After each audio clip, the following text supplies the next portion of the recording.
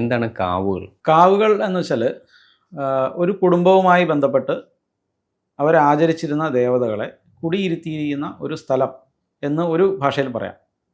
വേറൊരു രീതിയിൽ പറഞ്ഞാൽ പ്രകൃതിയുമായി ഇണങ്ങി നിൽക്കുന്ന ദേവതകളെ കുടിയിരുത്തിയിരിക്കുകയും അത് അവനവൻ്റെ കുടുംബത്തിൻ്റെയും ആ സമുദായത്തിൻ്റെയോ സമൂഹത്തിൻ്റെയോ ഉന്നമനത്തിന് വേണ്ടി ആശ്രയിക്കുകയും ചെയ്യുന്ന ഒരു സ്ഥലം. ഇങ്ങനെ ലളിതമായി പറയാം. വലിയ ഒരു ചൈതന്യത്തിൻ്റെ ഒരു കലവറയാണ് ഒരു കാവ് എന്ന് പറഞ്ഞാൽ. ആ കാവിൽ കുടിയിരുത്തിക്കുന്ന ദേവതകൾ മാത്രമല്ല, അവിടെയുള്ള വൃക്ഷങ്ങൾ, ലതകൾ, അങ്ങനെ സകല സാധനങ്ങളും മനുഷ്യർക്ക് എല്ലാ കാലത്തേക്കും വേണ്ടുന്ന ഊർജം പ്രദാനം ചെയ്യാൻ ശേഷിയുള്ളതാണ്. നമ്മുടെ കാവുകളിലെ ദേവതകളെ കുറിച്ചൊന്ന് പറയാമോ? കാവിൽ സാധാരണയായിട്ട് കുടിയിരുത്തപ്പെട്ട ദേവതകൾ എന്ന് പറയുന്നത് 90% സർപ്പങ്ങളാണ്. നാഗാരാധന കേരളത്തിൻ്റെ ഒരു തനത് സമ്പ്രദായമാണ്. എല്ലാ പഴയ തറവാടുകളിലും എല്ലാം ഈ നാഗാരാധന സമ്പ്രദായം നിലനിൽക്കുന്നതായിട്ട് നമുക്ക് കാണാം. ഇപ്പോഴും ഉണ്ട്, എല്ലാ സ്ഥലത്തും ഉണ്ട്. പിന്നെ ഉള്ളതെന്ന് വെച്ചാൽ അവരുടെ പരദേവതാ സങ്കല്പത്തിലുള്ള ഭഗവതിമാർ, പിന്നെ യോഗീശ്വരന്മാർ, മന്ത്രമൂർത്തികൾ, യക്ഷികൾ, ബ്രഹ്മരക്ഷസ്, ഇങ്ങനെയുള്ള മൂർത്തികളെയൊക്കെ കുടിയിരുത്തിയിരിക്കുന്ന ഒരു സ്ഥലമാണ്.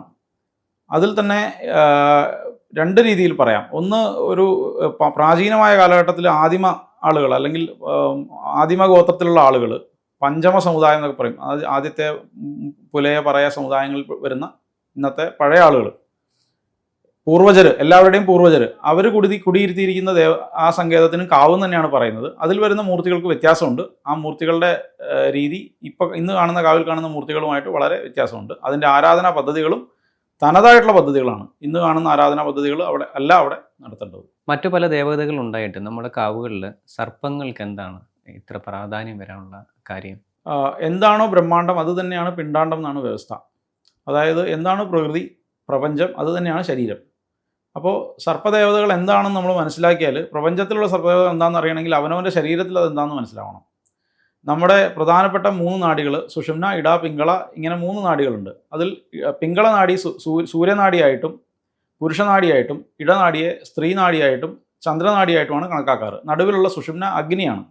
അപ്പോൾ നാഗരാജാവ്, നാഗയക്ഷി, നടുവിലുള്ള ചിത്രകൂടം, ഈ സങ്കല്പം എല്ലാം വരുന്നത് ഈ നാഡികളിൽ നിന്നാണ്. ഇതിൽ നിന്ന് 72,000 നാഡികൾ പിന്നീട് ചെറുതും വലുതുമായിട്ട് ഉണ്ടാകുന്നുണ്ട്. അപ്പോൾ ഈ ശരീരത്തിലുള്ള ഈ ഊർജത്തെ ചംക്രമണം ചെയ്യുന്ന വ്യവസ്ഥയാണ് നാഡികൾ.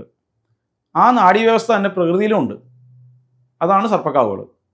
അപ്പോൾ പ്രകൃതിയുടെ നാഡീവ്യവസ്ഥയാണ് ശരിക്കും സർപ്പങ്ങൾ. അതുകൊണ്ട് തന്നെ സർപ്പക്കാവുകൾ നശിക്കുമ്പോൾ ശരിക്കും ശരീരത്തിൽ ബാധിക്കുന്നത് നാഡീവ്യവസ്ഥയിലാണ്.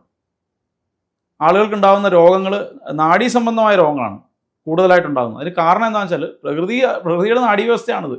ഊർജ്ജത്തെ കൈമാറ്റം ചെയ്യുകയും അങ്ങോട്ടും ഇങ്ങോട്ടും ട്രാൻസ്ഫർ ചെയ്യുകയും ചെയ്യുന്ന ആ വ്യവസ്ഥിതിയാണ് ശരിക്കും സർപ്പം എന്ന് പറയുന്നത്. സർപ്പക്കാവുകൾ എന്ന് പറയുന്നത് അത് തന്നെയാണ്. അപ്പോൾ അത് അവനവൻ്റെ സ്വാസ്ഥ്യത്തിന് വേണ്ടിയിട്ടാണ് ഇതെല്ലാം വെച്ചിരിക്കുന്നത്. അത് നശിപ്പിച്ചാൽ അവനവൻ്റെ സ്വാസ്ഥ്യം തന്നെയാണ് പോവുക.